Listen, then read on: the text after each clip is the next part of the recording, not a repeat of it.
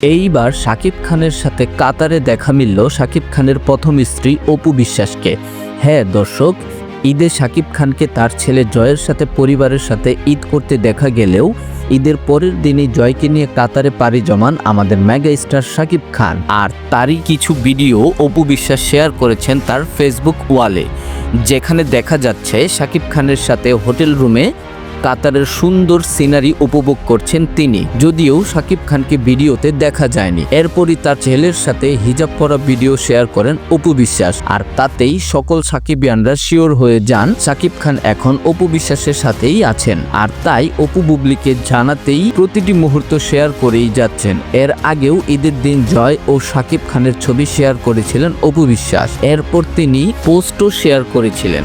এইবার ঈদে স্মৃতি সঞ্চয় করছি, এখন সকলেই বলছে বুবলি তার ছেলের সাথে শাকিব খানের একটি ছবি পোস্ট করায় অপু বিশ্বাস দেখিয়ে দিল তার কত ক্ষমতা।